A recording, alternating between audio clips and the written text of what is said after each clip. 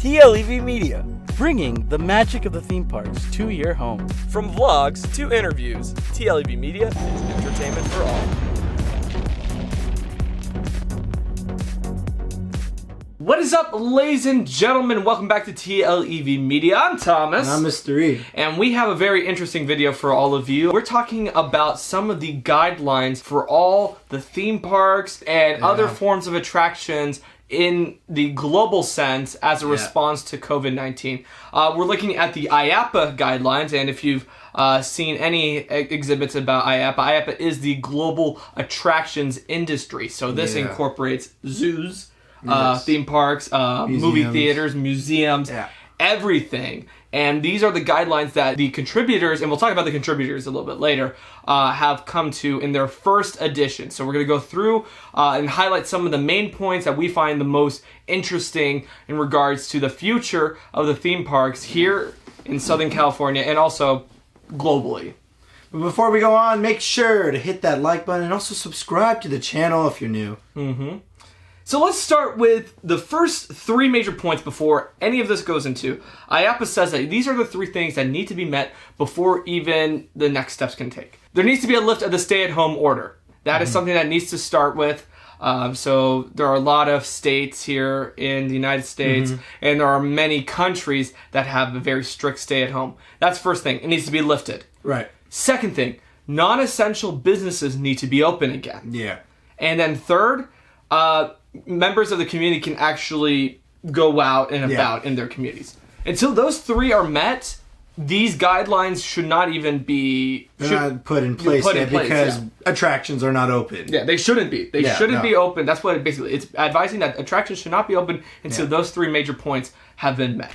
Yeah. So let's focus on specifically the attractions and the exhibit side, right? Because that's a lot of the language that comes to theme parks such as Disneyland, Universal Studios, Six Flags. Right. And also, I want to highlight the fact that, you know, exhibits is very similar to mazes for Halloween Horror Nights, not Scary Farm. So let's talk about what are some of the main points. So some of the main points, I mean, the number one is face masks / coverings are recommended for riders to reduce the likelihood of airborne virus droplets transferring from one person to another during the ride. So that means wear a mask at all times during rides and maybe just also going through the queue. Going through everything. I know that it's talked a little bit earlier in the document when it's talking about health concerns. IAAPA really wants to show that the testing of taking someone's temperature is very faulty when it comes to someone outside, right? And it's not a great precursor to see if someone is positive or negative. Rather, they say just treat it as if everyone is positive. Yeah, everyone's positive. Everyone's positive. Exactly. Another thing was to evaluate the speed and other dynamics of each attraction to ensure that the face masks and coverings of various type will stay on. Okay. So that's basically, let's do an example can any of the roller coasters at Six Flags, can Incredicoaster, can The Mummy, can those rides be face mask approved, okay? Can the face mask stay during those rides? We don't know that yet, you know, and that's something that they're going to have to test before the parks are going to open up. So, and that's very interesting because, I mean, can you imagine, I don't see how you could be doing any kind of a roller coaster with a loop without that mask flying off. Yeah, exactly. So it really depends on like what kind of mask you're wearing and stuff like that. I mean, you know, Disney is just recently they are dropping their own type of mask on their website, which, you know, it's probably going to be something that all parks are going to be doing. Like once you enter the park, you could go buy a mask right away. But if you want to grab one of those masks, Thomas, quickly. I don't think masks like this will be able to work on rides like Incredicoaster or Space Mountain or The Mummy, all those kind of rides. I don't think this could work. I mean, even with these masks are not even the comfiest. No, exactly. I mean, can you imagine going in the summer? Summer, we are about to enter. We are entering summer heat. Can you imagine going to the theme parks with this scratchy surface and having to wear it the entire time you're at the theme park? And that's another thing because they really iterate that in order for every theme park or every area of every attraction, so they use the language of attractions to include everything, not just like specifically rides, that there needs to be a lot of areas where you can have these hand sanitizer like posts, right? Exactly, yeah. And areas for people to maintain this level of healthiness. Yeah. So, well, what I want to focus on is their number 5 for the rides, attraction, and exhibits. It may not be possible to open some attractions if physical distancing / sanitation can't be implemented or upheld, i.e. soft plays, interactive mazes, touch pools, prop-based experiences, etc. Now, we know multiple parks that are prop-based. You know, Smuggler's Run, prop-based. Wow, you're right. Astro Blasters, prop-based. Wow. Midway Mania, prop-based. These are all things that you need to touch stuff to make it work. The Building a Lightsaber. That's right, yes, Bobby's Workshop, prop-based. Building a droid, prop-based. All of those are prop-based. Yeah, so, those will probably not be happening. Yeah, because I think maybe it's even in that section you'll touch upon it. Like maybe it says like that you have to have it sanitized. That is basically number 8. 8 has a bunch of subsections on it because it's cleaning and sanitizing protocols are important for high touch surfaces on rides and attractions. Approaches this include sanitizing guest hands as they enter the queue line. Okay. Then sanitizing ride surfaces frequently touched by guests or employees. So basically, it says here, lap bars, restraints, armrests, seat belts, over-the-shoulder harnesses, etc. I honestly think they would have to do both. Like, can you imagine, like, in literally any queue in Six Flags, right? We get tired. What do we do immediately? We hop onto that rail and we sit for a second. Yeah, exactly. Yeah. Imagine everyone doing that. So I think they would have to sanitize people as soon as they enter the queue. And then, the lap bars. There are lap bars on everything. Yep, exactly. Everything. Like even the kiddie rides at Disneyland and at Knott's and at Universal, all the simulations, they all have lap bars. So you would have to have someone like sanitize it. So, I'm just gonna picture like Shrek holding a hand sanitizer bottle right as you enter DreamWorks Theater. Yeah. Or maybe as you're entering Hogsmeade, they've got a wand that like shoots out hand sanitizer. Exactly. I think something we should also focus on is consider reducing the number of guests per ride vehicles and facilitate physical distancing between riders. So that could also be implemented with the capacity of how many people are coming into the park. It's looking like they probably will be starting with 25% of capacity, 50, 75, full capacity. What does that mean? Well, that kind of means that people with annual passes do not really have the right to go whatever day they want. The luxury, we saw with Six Flags how they are pushing the reserve a date. That's what they're going to start pushing. Yeah. Imagine that, but it's going to have to be probably with Universal, Knott's, Disneyland, all that. It would only make sense that the other theme parks also implement exactly. that. Exactly. So, now that you have an annual pass, does not mean you can just...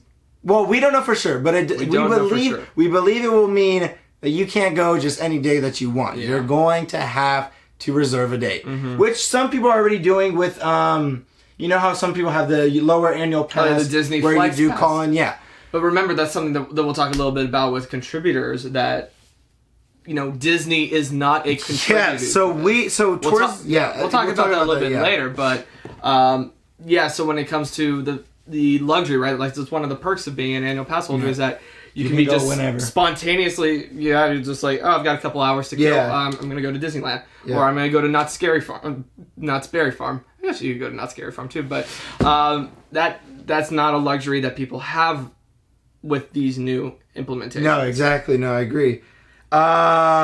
Consider eliminating single rider lines. Wow. As they are typically designed to help fill into every open seat, which may not be the right approach in the time of physical distancing. So single riders. Yeah, and Shanghai Disneyland has already been showing like having, you know, when the cars are like 2-seaters, like for Incredicoaster, right? You have like one person on the left, one person on the right. Right. It's Space every it out. other spot. It's like a zigzag of who can be in each of the spots. Yeah, and they also talk about earlier, it's one of these, I don't see it. They talk about family members try to keep them all together when you're doing grouping. So that's going to play in a big role too with, like you say, like 2-seater rides, 3-seater rides. It depends on the size of your group. I just, like, and that, maybe that would work for like the coasters, but like, I don't know like how that would work for well, you know, like Splash Mountain. Mountain. I mean, it would just be a family, a boat. I mean, it's a water ride, so it's gonna get soaked already. But think about Jungle Cruise. How is that gonna happen? No more Jungle Cruise. It can't be a Jungle Cruise. You can't really do Jungle Cruise unless Studio you're doing tour? Studio tour is gonna have to be. It's gonna be family.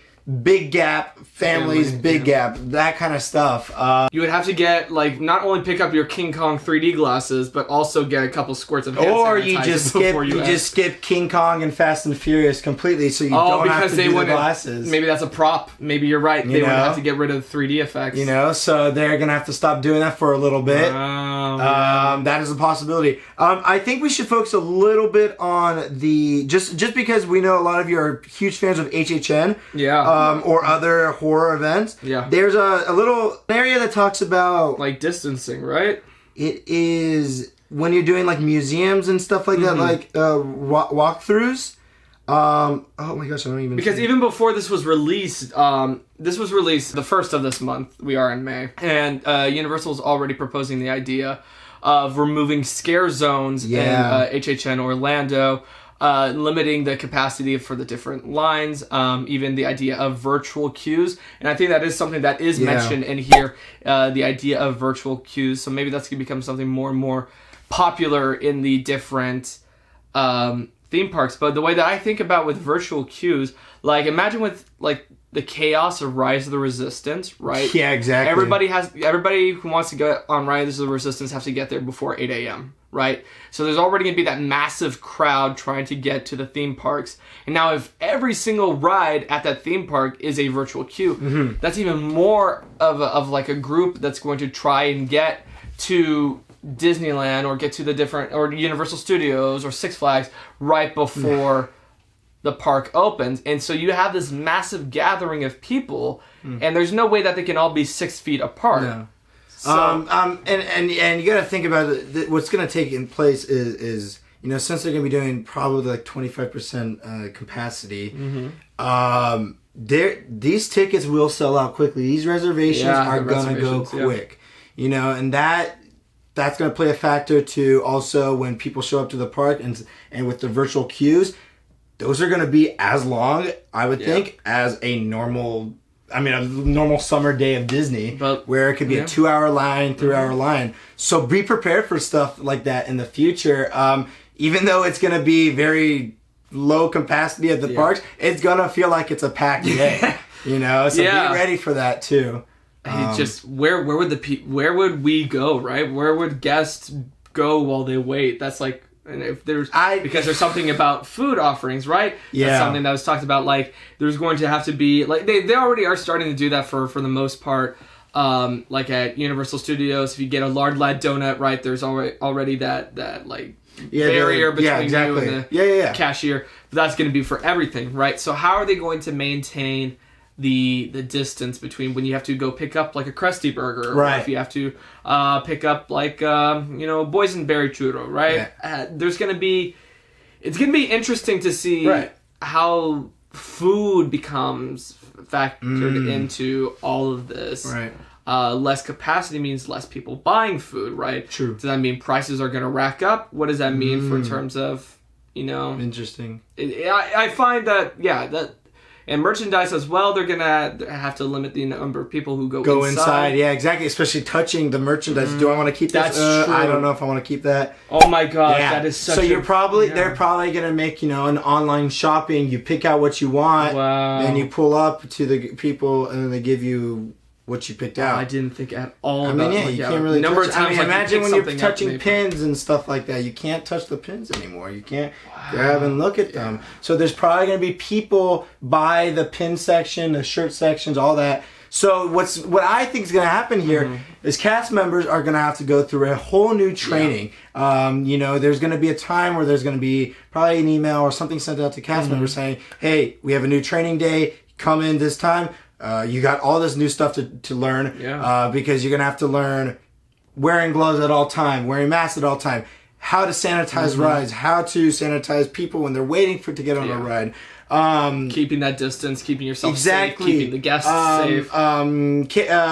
Costume, what are they called? Where with cast members in costume stuff like that. Costume characters. Costume characters. How are you going to be able to take pictures with people? How do you put on the suit correctly without, getting... I do think they might just even remove characters completely. For a little bit? No meet and greets, because imagine that line that always happens to meet Shrek. Yeah, exactly. That line to meet Mickey Mouse, right? That is such a huge issue. Like, sure, I get it, like, Toontown, they could probably do Toontown because it's in Mickey's house, so they can space it out, the number of people in there.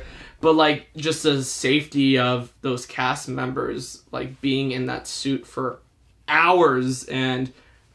Yeah, I mean, hey, this is all like what we'll see in the future. This is like a due time thing where we're going to find out. Because, what's interesting, like, so we were saying, do you want to talk about who has followed this absolutely. or not signed the petition, but, like, it's following this rule? Yeah, so IAAPA is this global organization, and because of that, there has to be contributors to trying to get as many...